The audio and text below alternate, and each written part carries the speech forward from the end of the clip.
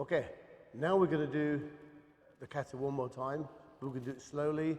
I'm going to talk to you about a little bit of detail. Remember that Taekyoku consists of only two moves, Gedanburai and Oizuki. And you've already done this in your previous modules.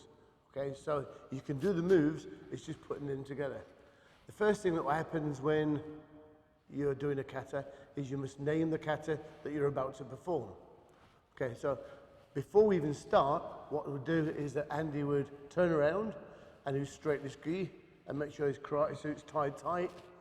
He'd never ever do that facing the instructor, and then he turns back around. Now, he needs to name the kata that he's performing. So first of all, he bows, because karate begins and ends with courtesy. So he bows and shouts, "Us," okay, and then he names the kata. Okay. The first move is Gedanburai to his left. This is simulating someone coming in and kicking. Okay, so the left hand goes on top and the head looks this way. Now, really important here that the left leg then moves out and he's going to do a nice wide stance. Okay, so he's strong in all areas. And then after every block comes a punch at Chudan. Okay, let's just go back to the beginning on that. Okay, what most people make mistakes on is when they do the first move, left hand on top and they look. Okay, and then from here, he steps straight out. Now the problem is, he's got no balance. Okay, so when he steps out and blocks this way, wide stance, then Oizuki. Okay, the hand out front is the one that goes on top because the front foot is now going to move. So the right leg moves, the right hand does the work. So the right hand goes on top and the left hand goes down.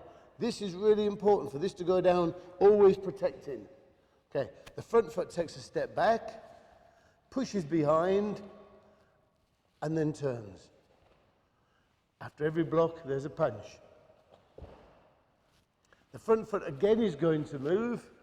So if the left leg's moving, the left hand's doing the work, the left hand goes on top, and the right hand goes down. Then the left leg goes in and out, so you've got a nice wide stance facing the front.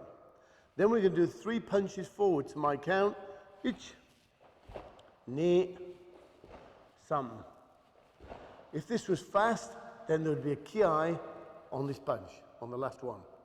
Okay, this is probably the hardest of the turns. Okay, the back leg now is going to move, which is the left leg. So now his left hand goes on top.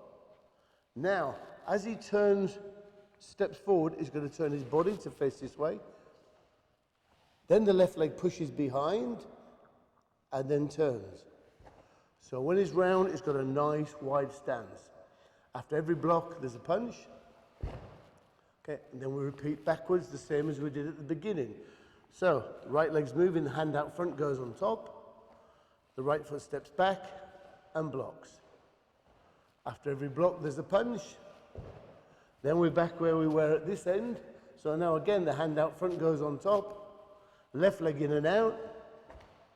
3 punches. Ich, ni, san. Again, if this was fast, this would be the second ki on the 3rd punch. Now we've got that difficult turn that we did at that end. We've got the same here. Left leg's moving, so the left hand goes on top. As he turns, feet together, left leg behind, and finishes the block. Block, there's a punch. And then this is the same as the first 2 moves you did.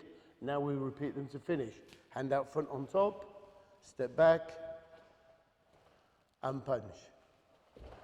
Finishing the kata is very important.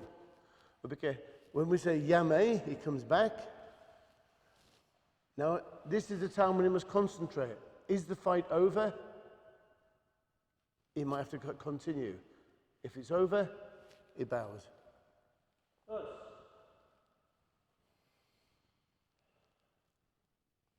Okay, let's practice the